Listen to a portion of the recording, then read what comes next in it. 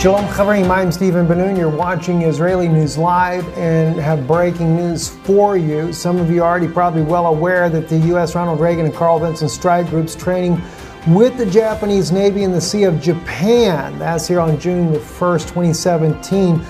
Michael D. reported here on Twitter. It's worse in much other news as well. Also, Fox bringing out a bit of this information as Secretary Mattis is in the region. Listen to this here. Secretary James Mattis landing in Singapore overnight. He's meeting with diplomats from South Korea, Japan, and Australia for a key defense summit. The leaders will discuss North Korea's growing nuclear threat, as well as America's security goals under President Trump. This is his second trip to the region since taking charge of the Pentagon.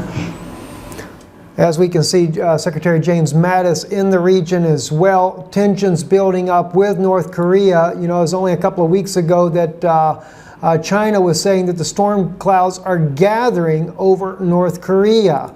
And also Russia has expressed regret over new U.S. bans against North Korea. This has been reported by Press TV. It is stated in another news source as well that Russia will not veto action of the Security Council against North Korea. So will Russia permit the U.S. to do a strike on North Korea? That still remains to be seen. Don't know for sure as of yet if that's going to happen.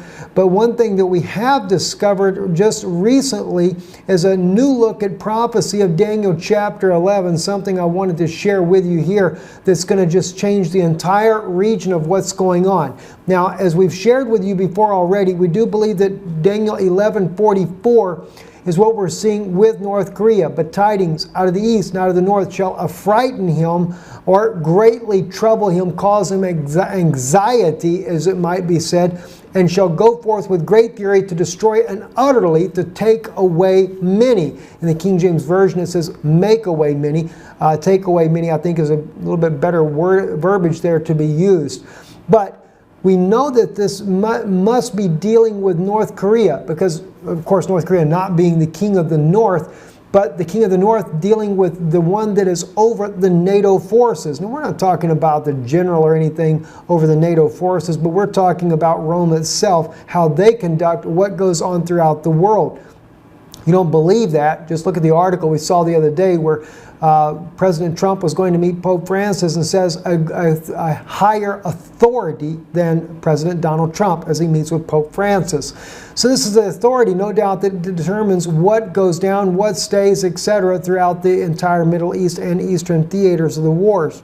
Now, as we look at this, I also looked at North Korea as kind of being the flashpoint for this because why? Tidings out of the east and the north. China being the east, Russia being the north, they trouble him or frighten him. Why? Because both countries have large military forces built up around northern borders of North Korea. And China still as of yet has to declare why they're actually there, other than to say dealing with refugees.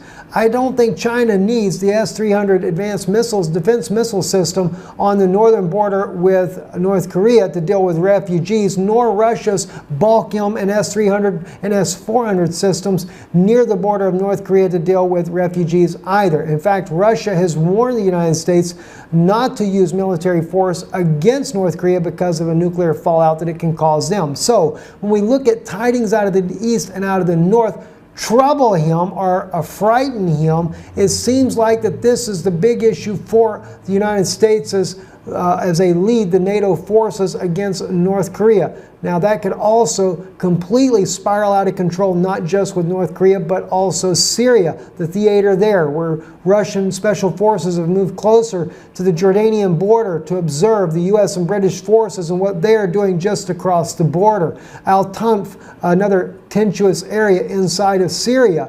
But that brings me to another interesting biblical prophecy that I wanted to share with you, and that is as we begin to look at verse 40.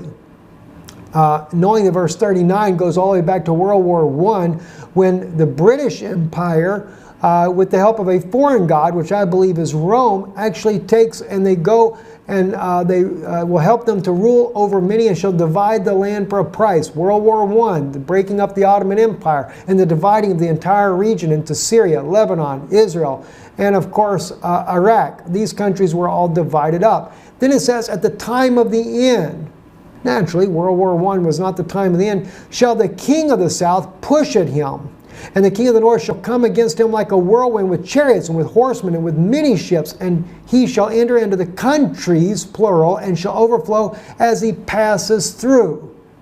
Now, my friends, I want you to really pay close attention now. You're going to see this prophecy here, and I got to get back down there to it because I blew it up a little bit here. We're going to see prophecy chapter 40 in a completely different light, no doubt. So I wanted to blow it up so you can see this a little bit better on your screen here. All right. Now what we are looking at right here, this is Melech HaNagiv, which is the king of the south, or the king of the Negev, the desert in Israel. That lets us know the king of the south is an Israeli leader. Now, I don't say that Benjamin Netanyahu is that Israeli leader, but I can tell you one thing: he's the only prime minister that Israel ever elected that they went through the streets and cried, Bibi, or Bini, king of the Jews. That was in 1996 when he was first elected prime minister, and was also anointed by Mike Evans to be king over Israel. He might have said he'll be prime minister in his prophecy, not once but twice, but you do not anoint a man for a leadership of a country unless it's a king. So the Melech HaNagiv, I believe, is none other than Prime Minister Netanyahu. But here's what's interesting. And at that time of the end shall the king of the south push at him. It doesn't say at him in Hebrew. It says right here, Itanagach imo melech hanegev. They will push with him. He pushes with him. With who? With the king of the north. All right? And you could translate, we could translate on here where it says, and the king of the north shall come against him like a whirlwind. But I don't think that that's correct either. Because when you look at this and we see how it's going, if he's pushing with him over the enemies around Israel, if he's pushing with him, he would, in this case here, we take the word aliyav, instead of being against him, we can translate this as well as above him or over him. Melech HaTzefon, above or over him. The king of the north will come above him or over him. Berekeva, Rekev, which is the chariots, and as with a storm. Okay, he comes over him. How does he come over him?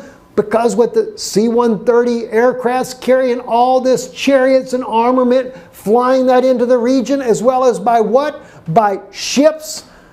He comes in there with horsemen, with ships, and he shall enter into what? The countries, not Israel. If he was coming against Israel, just against Israel, he would come to one country. But he's pushing with him against the enemies of Israel. What? Syria, Iran, Lebanon, Iraq. You know, you remember all the threats that the Iraqi president was making against, before President Bush takes him down, he was making against Israel? He would lie, and he did. He launched Scud missiles into Israel. Remember, before President Bashar al-Assad was the president, and how in the 67 war, Israel had to deal with Syria as well? Remember how Hezbollah constantly attacking Israel? See, so he's pushing with him. He's pushing with the king of the north to do what? To send in this armada to completely take down the Middle East. No wonder why the prophecy says that even Jordan becomes a desolation. I tell you something, I'm excited. I'm excited because I didn't take the time to really look at this in the Hebrew language. And when I saw this the other day, Imo Melech HaNagiv, that I know that it's with him. The king of the south is pushing with who? The king of the north. And then he overflows. He comes in like a storm. That's why it shouldn't be against him, but above him, because the storm goes over you. And what does the U.S. have the ability to do? It's not, and by the way, President Trump is not the king of the north either. I think it's the Pope of Rome is the king itself. And the Pope of Rome is what dictates what countries should go down. This is why the war in the Middle East as well. They're taking down any religion that don't agree with them, and only the Sunnis are being left to survive this. The Shiites are not so much for the Vatican, but the Sunnis are. You know, take out them. Take out the Eastern Christians that have a little bit different theology than what Catholicism has, no doubt. So this is the prophecy that we're looking at, and I think this is the time frame that we are in. And even all this is still happening. Look at here. President Putin still trying to find a way to make amends with the U.S. to get all this nonsense to end. Putin calls on American businessmen to help restore dialogue between the U.S. and Russia. The man keeps trying his best to reach out to America. He's tried it through the reporters, he's tried it through media, now he's trying to do it through businessmen, and still falling on deaf ears. I think the tidings out of the East and out of the North is going to backfire, and I believe not only that, but we're looking at the prophecies here in Daniel 11. This is dealing with the entire Middle East, and of course, North Korea and with Russia and China over there is only going to make it even get worse. He shall enter also into the beauteous land, and many countries shall be overthrown, but these shall be delivered out of his hand, Edom, Moab, and the chief children of Ammon. In other words, he's not attacking Rome, he's not attacking the Palestinians, and he's not attacking the Jordanians.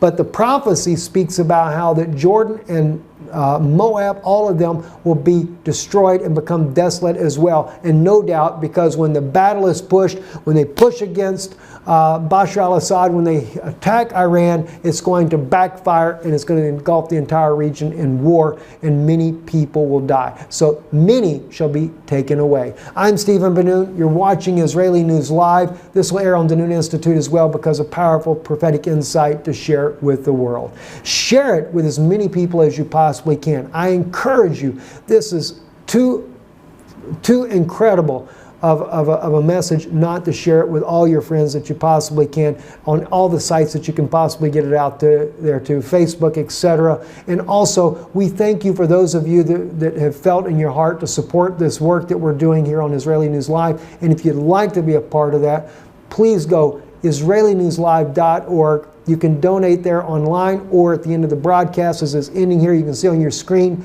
our mailing address here in the Czech Republic. We will be here until the end of July. We will then be coming to the United States. We will actually use an updated address in the United States. We'll update that later. If mail still comes here, we still have family here that will pick up the mail for us. But we will update you for an American address while we're in America later, and we'll bring that out to you. But if you would like to be a part, thank you. You can also donate right here. If you're on Israeli News Live's YouTube channel, look above the subscribe button. You can help donate there as well. God bless you. Thank you. Don't forget Saturday night. This Saturday night, Israeli News Live, Direct TV, Channel 367, most of the country. If you're in Nevada, Channel 17, Israeli News Live appears on Channel 17 as well. Virgin Islands, I believe there's another channel, not sure what channel it's on in the Virgin Islands, but you can catch it there. It is going to be a power pack of a message coming out on World Harvest Television Network. Anyway, God bless you. Thank you, and thank you for helping us to get the word out to the world. Shalom.